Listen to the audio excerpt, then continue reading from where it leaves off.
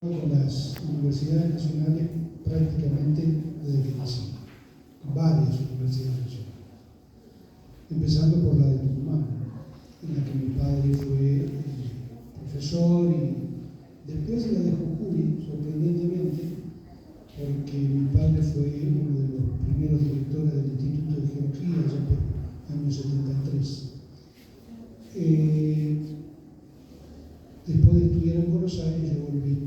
En todo ese recorrido, sobre todo en la década del 70 y del 80, y ahora vuelve con fuerza bajo otro formato, escuché algo que siempre me llamó la atención y con lo que quiero comenzar a charlar con ustedes, que es la idea, que hoy sabemos que es una idea perversa, como lo señaló la vicerrectora hace un momento, de que la universidad es una isla, de que la universidad no tiene relación con el medio y de que la universidad está desconectada del resto de la sociedad. De hecho, si miramos muy rápidamente atrás y no precisamos tener ningún escalafón en el aparato nacional de ciencia y técnica en la universidad para advertirlo, podremos darnos cuenta de que las universidades, todas las universidades nacionales, en particular la que nos interesa más, la UNCE, Tucumán, todas, sin faltar una, fueron creadas como reclamos sociales, como interpelaciones sociales necesarias para mejorar la vida de la sociedad. Esta idea, que ha sido retomada bajo otro formato, de que las universidades están puestas en dudas y la principal producción de la universidad, junto con la educación, e inseparable de la educación, que es la producción de conocimiento, está puesto en duda. Y está puesto en duda por dispositivos, por lo menos desconocidos, por no usar un término más fuerte, como el coaching, el counseling, que vienen a reemplazar los esfuerzos sistemáticos que los docentes y investigadores universitarios venimos haciendo desde décadas con nuestra propia vida y nuestro propio cuerpo. En este marco yo voy a, como se dice en la cancha, voy a salir a bancar los tratos, no solo por la universidad, sino por un sector específico de la universidad que es tal vez sobre el que menos claridad hay sobre su impacto en la sociedad, que son las ciencias sociales. Se tiene bastante precisión sobre qué hace un agrónomo y qué importancia tiene su actividad en la sociedad, o un ingeniero, o un contador. Se tiene bastante menos precisión sobre qué hace alguien que trabaja en las ciencias sociales. Bueno, para eso estoy acá. Espero que no salgan con más dudas de las que entraron, debería haber fracasado. Nuestra Universidad Nacional, dentro de la cual ya no es de las últimas creadas en absoluto, ya tenemos medio siglo, pero nuestra Universidad Nacional es un farol, una bandera en América y en el mundo, ya lo sabemos, desde el año 18. Y el año 18 marca un punto de inflexión no solo en la Universidad Nacional Argentina, sino en el sistema universitario, en principio americano y después mundial. ¿Por qué? Porque por primera vez se impone un reclamo social, una interpelación social, y modifica la condición estatutaria y relacional de las universidades. Y modifica sobre todo las relaciones de poder adentro de las universidades. Por lo tanto, desde el año 18 para acá, lo único que se viene haciendo sistemáticamente en cada periodo lectivo es demostrando que la universidad no solo es una isla, sino que está cruzada por todas las tensiones, por por todos los antagonismos y por todos los fraccionalismos de la sociedad en la que están instaladas. De hecho, la reforma del 18, que se extendió a toda América, era el producto de una situación local en Argentina y local en Buenos Aires, y mucho más local, microlocal, en la Universidad de Buenos Aires. Y sin embargo, se desplegó, se desparramó como una hoguera rápidamente por toda América y después por todo el mundo. En ese contexto está clara la tarea de un ingeniero, está clara la tarea de un agrónomo, está clara la tarea de un contador. Lo que no está tan claro es cómo se produce esa actividad, la actividad del agrónomo, del contador, del ingeniero. Esa actividad se produce a través de vínculos relacionales. Producir un auto, una tuerca, plantar algo, significa establecer relaciones con el medio, pero sobre todo con otras personas, con las que colaboramos o que colaboran con nosotros. Y todo eso implica, desarrolla y sirve de marco a una experiencia de vida, muy corta, vida. Esa experiencia de vida está dirigida, las acciones que se derivan de ella, por una serie de sensaciones, sentimientos, ideas, manifestaciones simbólicas, etcétera, etcétera, etcétera, que son todo lo que nosotros llevamos adentro. Y a partir de lo cual podemos producir cualquier cosa, desde un viaje a la luna a poner a madurar un garbanzo, todo. Operaciones matemáticas, arte, lo que fuere. Todo eso son procesos sociales. Esos procesos son sociales porque descansan sobre un sustrato básico elemental que es el lenguaje, que puede ser un lenguaje hablado o puede ser algún otro tipo de sistema de intercambio de información. Todos esos lenguajes están articulados de manera consensuada, si no, no son lenguajes. Para que un lenguaje tenga sentido, tiene que ser compartido por una comunidad. Para que ustedes entiendan lo que yo les estoy diciendo, yo tengo que expresarlo en términos que ustedes puedan entenderlo. Y esos términos tienen que ser compartidos. Por lo tanto, aún para comunicar fórmulas matemáticas, hay que compartir por lo menos el código matemático, pero además una lengua que lo comunique. A todo eso, en líneas muy generales, nos dedicamos a las ciencias sociales. Hasta acá sigue siendo más o menos la galaxia y sus alrededores. Vamos a intentar afinar un poco más el área. Cuando estoy hablando de que todo esto lo producimos colectivamente en base a consensos, pero también en base a diferencias, a disensos, que son tan importantes como los consensos, estoy diciendo que lo producimos no sin conflicto. Estoy diciendo que se generan tensiones en esos lazos de ida y vuelta entre los que producimos la vida, las distintas formas de la vida. Todo eso, el conocimiento humano lo transformó en disciplinas que son transmisibles, enseñables y sobre las que se puede acumular conocimiento.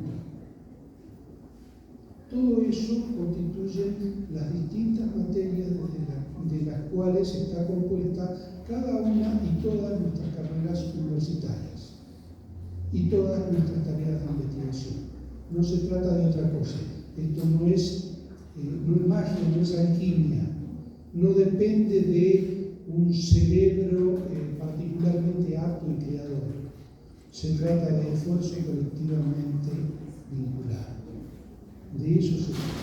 Y de eso se trata la tarea de las ciencias sociales, en distintos rumbos, en distintos ámbitos. Estas tensiones que alimentan cada una de estas disciplinas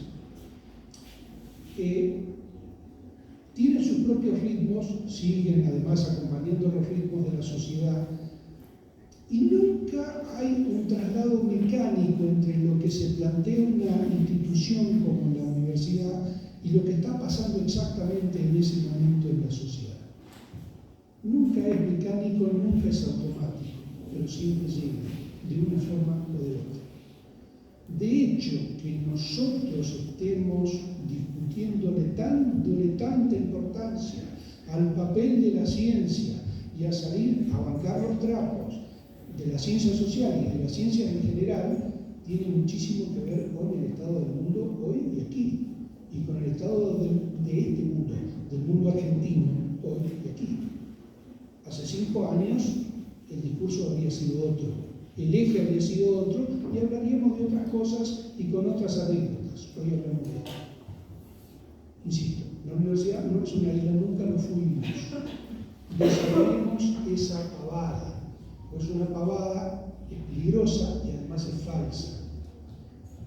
No porque yo lo diga, sino porque cada día de nuestra vida lo demuestra. Terminemos de confiar en nuestros conocimientos y nuestros sentidos, que son los que nos informan el estado del mundo en el que vivimos.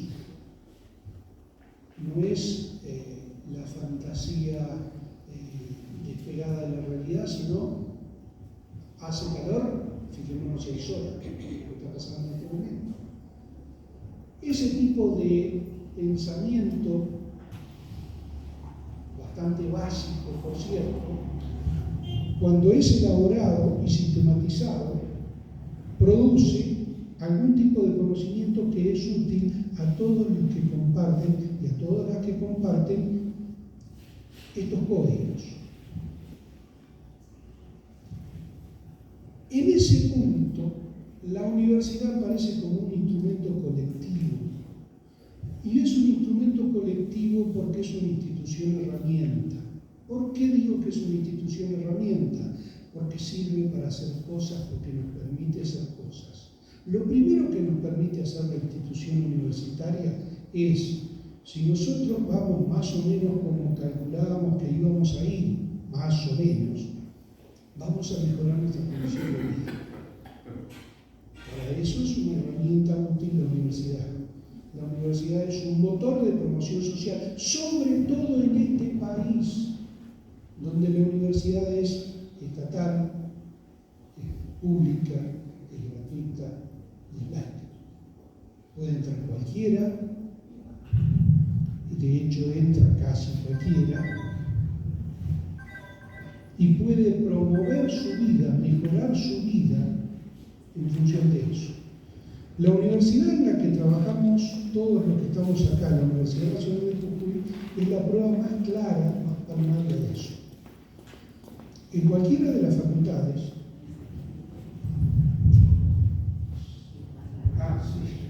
perfecto. Sí, gracias. En cualquiera de nuestras facultades, voy a hablar de la mía, que vamos a ver la inmensa mayoría de primera generación de universitarios que prueban nuestras aulas. Tal vez visto desde Cambridge o visto desde la Sorbona, esto es un déficit. Para mí, como antropólogo con 35 años de experiencia, etcétera, etcétera, etcétera, esto es una riqueza inestimable. Esto es riqueza. ¿Por qué es riqueza? Porque nos pone en contacto cotidiano con experiencias de vida completamente distintas que tenemos que aprender a compartir. Y la universidad ahí se transforma en una doble herramienta, porque además tenemos la obligación de aprender a compartir conocimientos que nos son dados y que nosotros damos, compartimos. Por lo tanto, es imposible no ver a la universidad como un instrumento colectivo. Todo lo colectivo,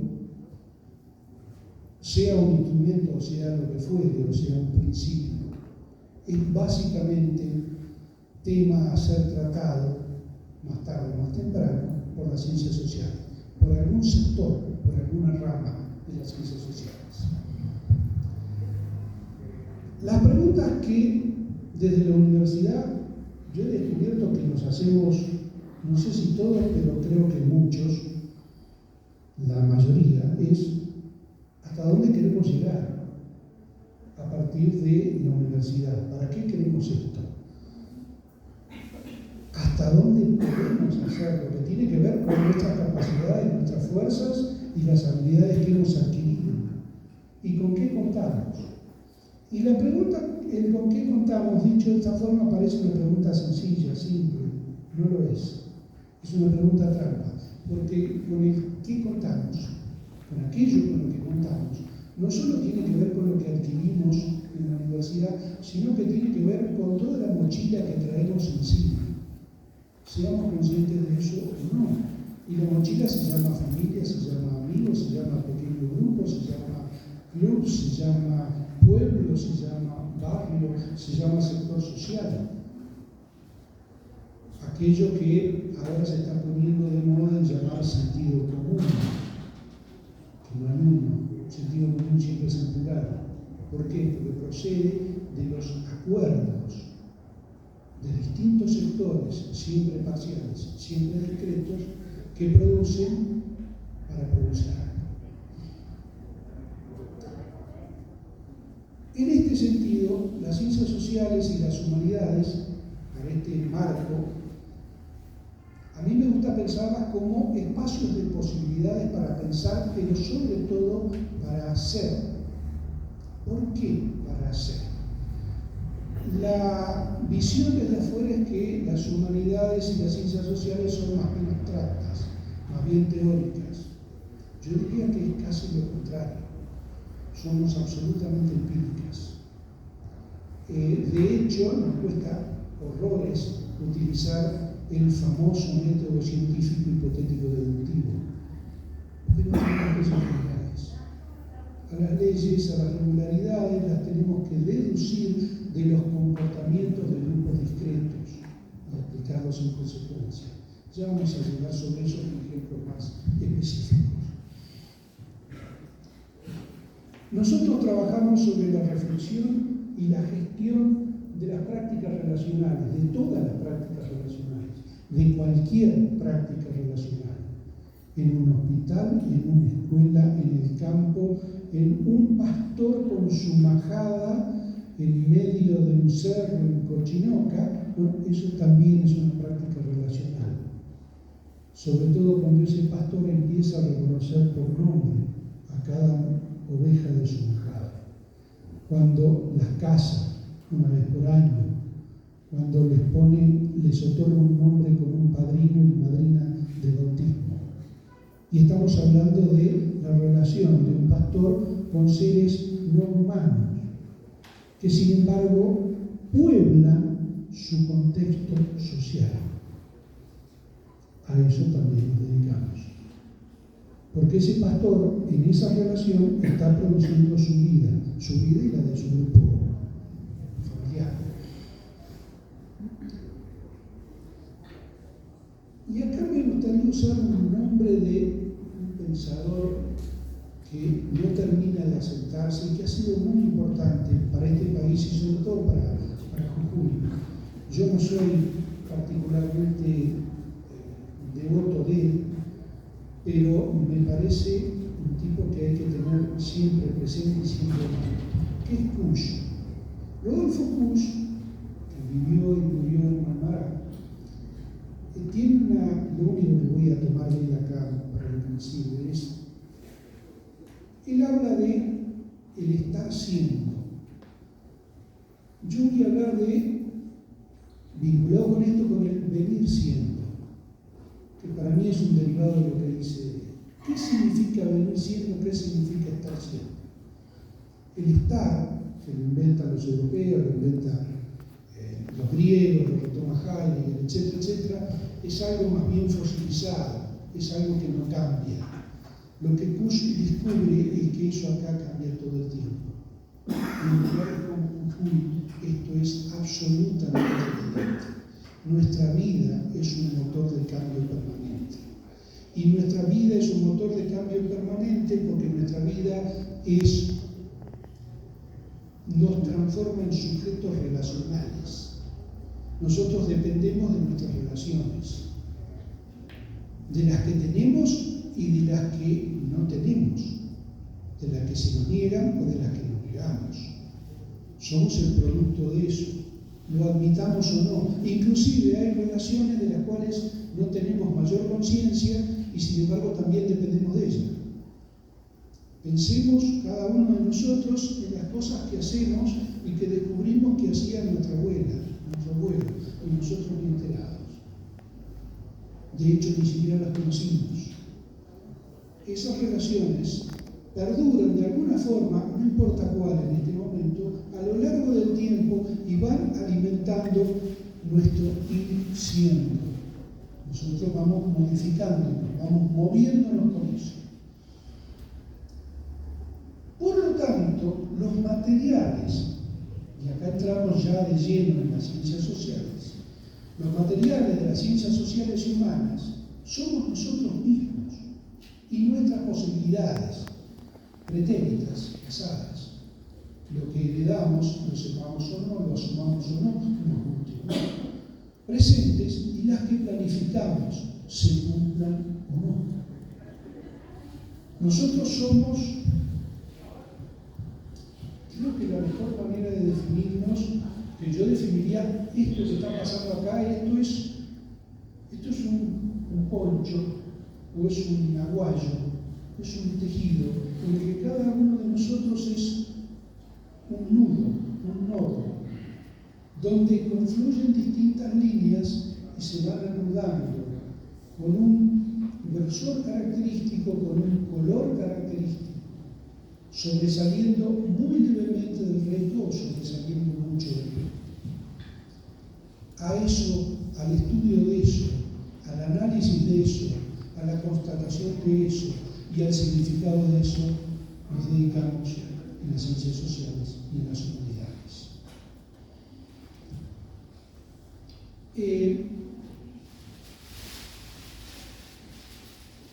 Todo esto implica el paso del tiempo. Estas relaciones se despliegan no solo en el espacio, sino sobre todo en el tiempo. No voy a entrar en la discusión que tienen los físicos en este momento de si el tiempo existe o no, si es reversible o no. Aquello que convenimos, consensuamos en denominar tiempo, es el gran fluido en el cual desplegamos nuestra vida, sea como fue y sea lo que fue. Esa historia que Lito Nebbia en un momento magistral de su producción dice: si la historia la escriben los que ganan, eso quiere decir que hay otra historia. Nos indica con absoluta precisión que hay muchas historias posibles. Lo que yo quiero comentarles ahora, para terminar de cerrar la charla, cerrándola, tiene que ver con una de las posibilidades, no con la única ni con la mejor, con la que fuimos desplegando, con la que vamos haciendo, a través de la cual vamos siendo.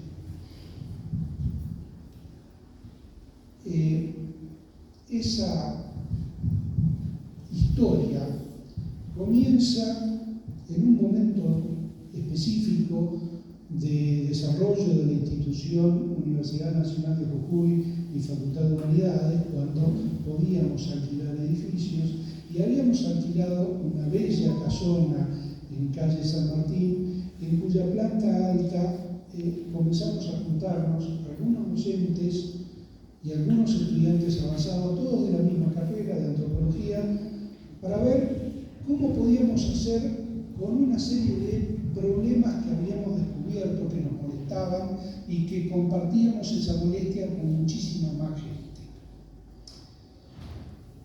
Yo hablaba de que la historia colectiva está cruzada de tensiones, acuerdos, disensos, etcétera, etcétera, etcétera.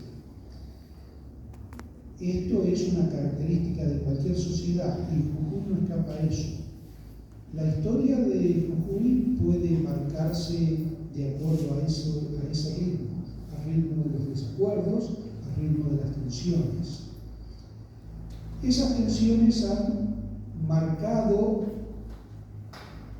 el camino, han marcado el rumbo y han marcado el ritmo del paso de nuestras sociedades a lo largo de siglos. Esos ritmos, esos conflictos, esas tensiones, esos acuerdos y sobre todo esos desacuerdos han dejado huellas en el espacio y en el tiempo. Esa huella puede haber quedado escrita, alguien la registró por escrito, la registró en la memoria, o ha quedado la huella de algo, la huella de una obra, o la huella de un destrozo. Es tanto la huella, un viejo molino de base colonial acá a muy pocos kilómetros, como también es una huella los huesos de los muertos de la batalla de Quena, como también es una huella más indeleble el dolor sufrido por los que se tuvieron que ir de la provincia en distintos momentos de la historia. En la década del 70, década asiática para nuestro continente, para nuestro país, y también para nuestra provincia, nosotros vivimos una experiencia terminal como sociedad que nos modificó en todos los sentidos. En esa experiencia, no salimos ni mejores ni fortalecidos, salimos muy doloridos. Y esos dolores, casi medio siglo después, continúan. Esos dolores algunos, la gran mayoría, no han encontrado una respuesta satisfactoria, no han encontrado un momento, un espacio, un vínculo que nos abrigue de ese dolor. Nosotros, cuando nos juntábamos en esta planta alta de este edificio de calle San Martín, hacíamos memoria y repasábamos las veces que habían pasado cosas similares. Desde que Francisco Argañarás y Murguía apresa al Viltipoco primero y al cacique Lanza, después los trae detenidos a Jujuy, a Viltipoco muere en la cárcel y Laiza se lo llevan a Santiago del Estero y vaya a saber lo que le pasó, aunque es razonable suponer que tuvo una muerte no muy feliz. De ahí para acá podemos jalonar la historia de Jujuy en base a estos disensos y en base a estos acuerdos, y sobre todo a las huellas que estos disensos y estos acuerdos generaron en nuestra historia y en nuestra memoria. Y con respecto al último gran evento, que es la década del 70, una característica que todos los que participábamos en estas reuniones comenzamos a notar es que buscamos, salvo los familiares que exigían y siguen exigiendo justicia a las instancias estatales necesarias y apropiadas, todos los demás recurríamos a soluciones o apelábamos a la resolución de esto desde afuera. Hay que llamar a tal especialista que está al lado para resolver tal cosa, para ver tal problema, para perseguir tal respuesta, para poder participar en la resolución de un juicio con pericias forenses. Hay que traer especialistas de tal lado. Nunca aparecían los especialistas locales, no lo sabían. Pero sí había un grupo de docentes y de estudiantes avanzados que poseíamos algunas habilidades conseguidas en este tránsito universitario. sabíamos hacer algunas cosas. En mi caso, yo sabía estudiar la CELIC, sabía algo de análisis de redes, sabía trabajar con grupos de parentesco y pequeños grupos y ordenarlos de tal forma que sus actividades resultaran significativas y esto yo lo pudiese comunicar a los demás. Había compañeras y compañeros arqueólogos que decían, bueno, estas huellas que han dejado estos conflictos y estos acuerdos pueden rastrearse en el tiempo y en el espacio y nosotros sabemos cómo rescatarlas. Y empezamos a trabajar desde Jujuy para darnos respuesta a lo que en cada marcha del 24 de marzo encontrábamos como ausencia. Sí, hay que hacer tal cosa, pero hay que llamar al equipo argentino de antropología forense que en este momento está en El Salvador y va a llegar acá dentro de año y medio. ¿Y qué pasa con nosotros? ¿Qué pasa con nuestra capacidad? ¿Qué pasa con nuestra formación? No podemos comenzar a hacernos cargo de lo que ellos no pueden. No es porque no quieren, sino porque no pueden. Efectivamente, porque no viven acá. Y así comenzamos a armar un grupo de formación de recursos humanos. Empezó como eso. Nosotros teníamos estudiantes que estaban interesados, nosotros estábamos interesados, y empezamos a contarles qué hacíamos, cómo hacíamos, y empezamos a charlar a cómo lo podríamos utilizar estas habilidades para resolver problemas que no estaban previstas por nuestras habilidades. Temas que nosotros no tratábamos habitualmente. Y ahí comenzó a armarse un grupo que termina institucionalizándose 2 años después, en el 2017, como el Laboratorio de Investigaciones de Procesos Sociales y Derechos Humanos en Jujuy, que en realidad no estaba diseñado solamente para trabajar sobre la década del 70, sino para trabajar sobre todo lo que ha venido pasando y sigue pasando en territorio jujeño y en la sociedad jujeña, y que impide, obstaculiza o altera el libre desarrollo de los vínculos sociales. Pero sobre todo lo que buscábamos era comenzar a darle una respuesta académica local. Sabíamos que en Tucumán existen 2, el GIAT y el Camino.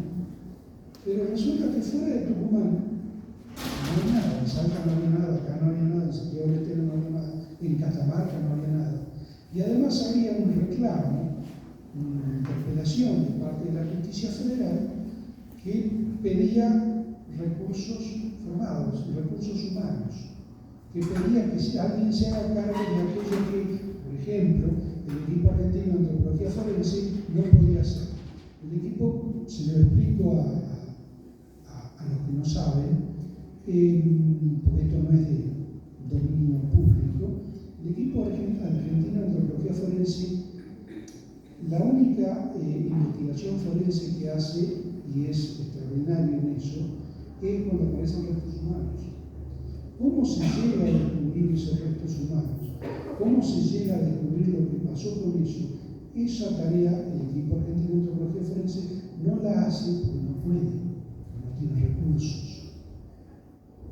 Por lo tanto, esa tarea hay que hacerla localmente. Y ahí levantamos la mano. Y dijimos, nosotros queremos ver de qué se trata. Queremos ver si se puede participar. En ese sentido, nuestras habilidades previas, las que habíamos ido formando en estas y otras universidades, nos permitieron interactuar y transmitirlas a los que no las tenían. Y los que no las tenían, por lo general, nos transmitieron preguntas tanto o más interesantes que las que nos hacíamos los que teníamos esas habilidades. ¿Por qué? Porque nos obligaron a usarlas en cosas que nosotros no habíamos pensado, en ámbitos y en procesos que nosotros no habíamos pensado usar. En mi caso concreto, salir del siglo XVII, salir del siglo XVI, en los que yo me sentía comodísimo y conocía a a todos los finaditos y a las finaditas y decirle, no, tenés que participar acá y ahora, interactuar con gente viva, para mí era una novedad. No solo fue una novedad, sino que fue una novedad que en lo personal me enriqueció muchísimo. Me cambió la relación con mi propio trabajo. Esto se producía en un marco institucional y académico en el que esta formación no solo era posible, sino que además era necesaria y, para terminar, ofrecía un resultado. ¿Cuál era el resultado? Que los alumnos podían elegir estos temas como objeto de tesis, pero también se podía aportar a preguntas que estaban dando vueltas en la sociedad. En el año 2019, a raíz de esto, fuimos convocados por la Justicia Federal a intervenir en lo que se llama vistas oculares, que son reconstrucciones de hechos vinculados a causas de lesa humanidad, de violación de derechos humanos, y empezamos a advertir que aquello que nosotros habíamos estado haciendo nos daba una idea, nos permitía interactuar con estos gestos, cuando digo gestos no estoy hablando de gestos humanos, estoy hablando de huellas, nos permitía interactuar con estas huellas, pero también nos permitía interactuar con los que llevaban a cabo las investigaciones, los fiscales, los abogados, etcétera. Y que de esa sinergia aparecían cosas nuevas que no conocían ni ellos ni nosotros. De ahí que decidimos organizarnos un poco más y logramos estructurar 5 grandes áreas de interés y de trabajo en el laboratorio. Un área de búsqueda y análisis documental en la que se trabaja a partir de la experiencia de gente como yo, que tengo mucha experiencia en trabajo con expedientes judiciales del siglo XVII, XVIII, expedientes judiciales. Esa experiencia se podía transmitir a gente que podía hacer el esfuerzo, yo mismo lo hice, de leer expedientes actuales, recuperando habilidades y técnicas previas. Un área de etnografía que implica sacar a la gente al campo a observar y preguntar, a averiguar qué está pasando.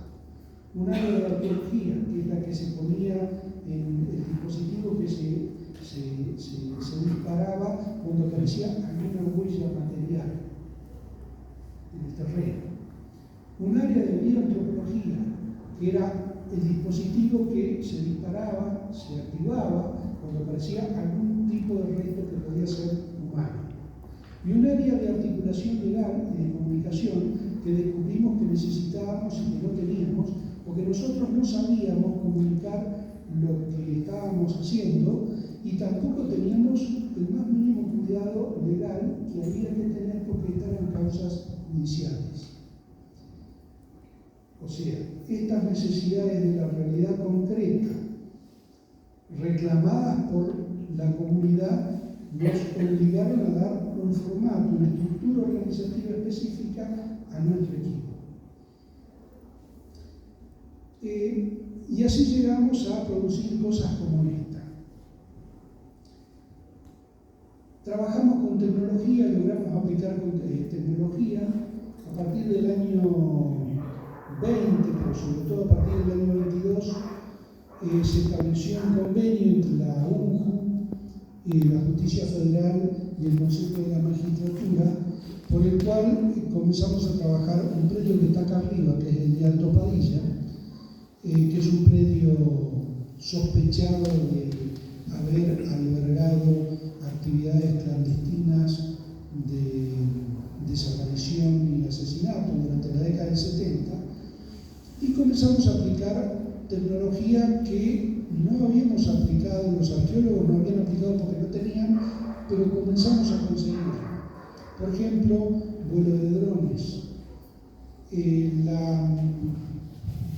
Esta foto que está a la izquierda arriba es el producto de un vuelo de dron con cámara térmica que nos permite ver el tipo de cubierta vegetal. Esto nos ha llevado a cosas impensables. Por ahí para los arqueólogos no, pero para los antropólogos sociales sí, como intentar averiguar la tasa de crecimiento de ciertos yuyos, que nos podrían dar una cronología relativa sobre lo que estaba ahí, lo que estaba abajo y lo que estaba encima. Un amigo, Javier, geólogo, hace así con la cabeza, él sabe de qué se trata, nosotros no sabíamos. Esto nos obligó a interactuar con geólogos, nos obligó a interactuar con biólogos, nos obligó a interactuar con anatomopatólogos. Y está bien, esto porque se come. Tenedor, cuchara, una mano. Y resulta que terminábamos entendiéndonos, mejor o peor, más rápido, más lento, pero terminábamos entendiéndonos. Terminábamos entendiéndonos y terminábamos generando un espacio de conocimiento que previo a ese encuentro no existía. Ya eso era una ganancia absoluta. En el medio, y con esto voy a terminar, porque digamos no voy a avanzar sobre las cuestiones de las causas de lesa, porque no puedo, esto está protegido por secreto sumarial, etcétera, etcétera. Pero en el medio nos pasó algo que tiene que ver casi con la serendipidad, que es aquello que uno encuentra cuando está buscando otra cosa. Bueno, pasó exactamente eso. Los arqueólogos sabían que en la década del 70 se habían encontrado algunos restos sueltos prehistóricos o hispánicos acá arriba, que era imposible de buscar porque esto eran propiedades del ejército argentino, por lo tanto no se podía entrar. Ahora estaba a disposición, a través de una articulación entre el Estado provincial, la Justicia Federal y la universidad, estaba a disposición nuestra entrar y relevar eso. Yo sabía, habiendo leído a Monseñor Vergara, que hace casi 100 años, 90 y pico de años, comentó que en la zona de Alto Quintana, lo llamaba Alto Quintana, había ruinas viejísimas prehispánicas. Bueno, son referencias. Resulta que cuando llegamos al campo, lo primero que nos estalló en la cara fueron las viejísimas ruinas prehispánicas, que eran muchísimo más grandes de lo que esperábamos. Primero, no esperábamos eso. Y segundo, no esperábamos ese tamaño. Empezamos a encontrar lo que se denomina técnicamente obras de arte, que es caminos con desagüe, al lado de muros de piedra de cientos de metros,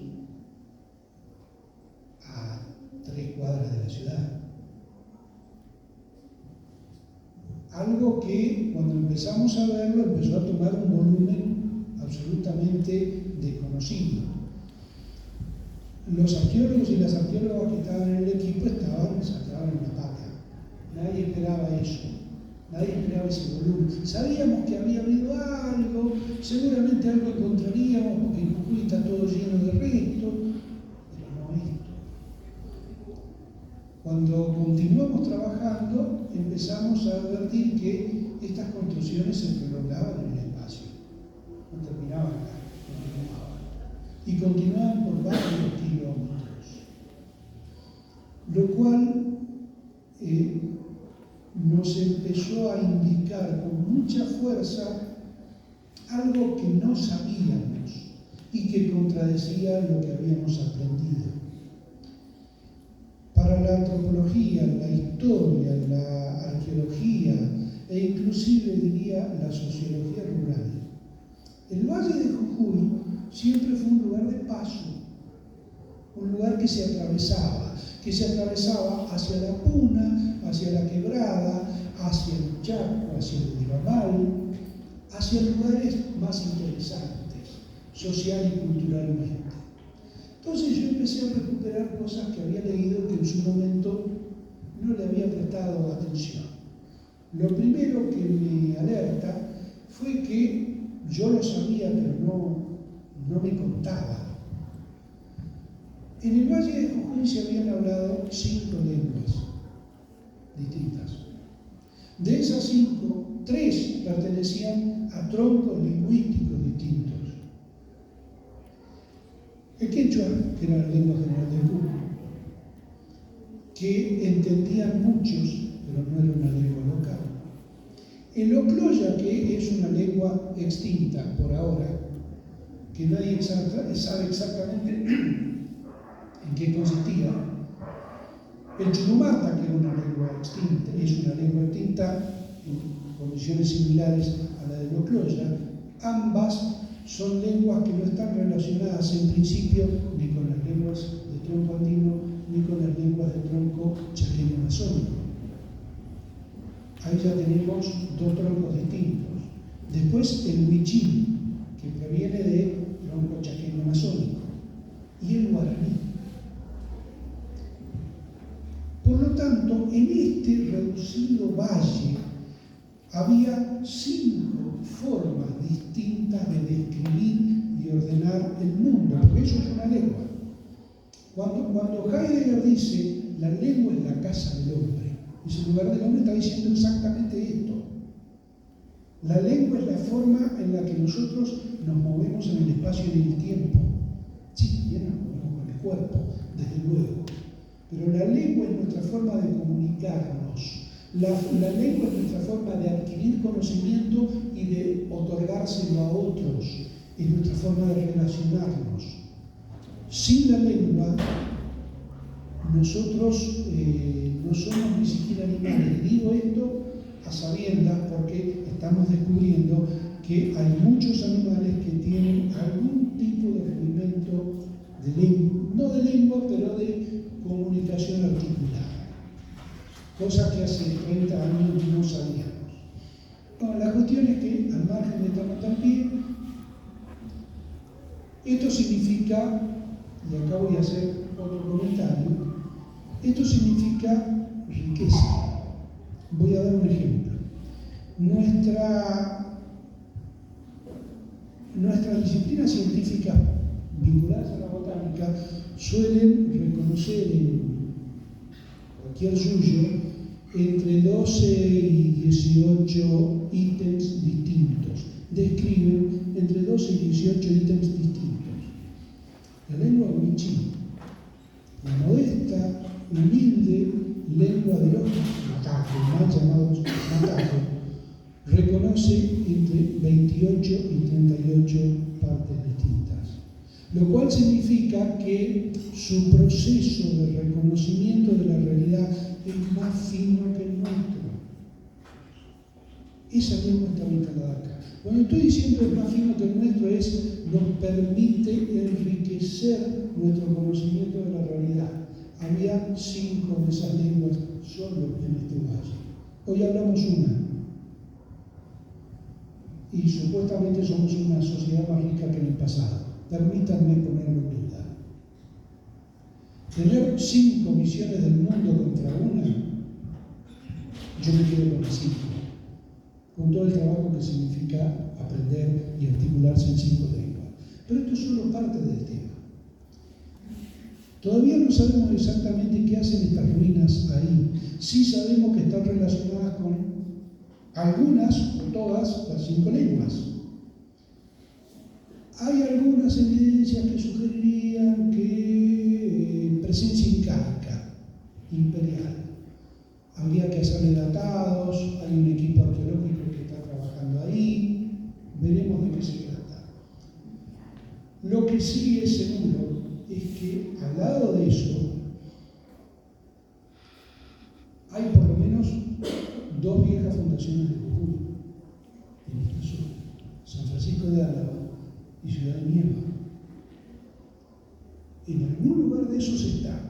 Y lo recordé hace un año y medio, yo había leído en el expediente 4, legajo 4 de la caja número 1 del archivo de tribunales de Jujuy, 1594, 95, un fulano que estaba de paso por la ciudad de Jujuy, que hablaba de el Pucará de Hernán Gómez. Después, leyendo Vergara habla del Pucará de Hernán Gómez. ¿Quién fue Hernán Gómez? No sabemos quién fue Hernán Gómez. Tampoco importa demasiado. Pero este Pucará de Hernán Gómez era un lugar de referencia para todos los que pasaban por acá, no solo los españoles. Y yo tengo la fuerte sospecha, y acá me hago cargo de que es mi sospecha personal, y quiero que sea verdad, tengo la fuerte sospecha de que lo que acabamos de encontrar hace un año y medio es el Pucará de Hernán Gómez. Con lo cual es muy difícil que una de las dos fundaciones de Jujuy no esté muy cerca. Estamos hablando de eso. Sería la única capital del noroeste argentino que tiene un sitio arqueológico de esta envergadura adentro. Pero claro, todo esto lo hicimos buscando otra cosa. Entonces comenzamos a responder una pregunta que la sociedad jujeña, o miembros de la sociedad jujeña, se venían haciendo hace siglos. ¿Dónde están las dos fundaciones? ¿De dónde venimos? ¿Qué somos?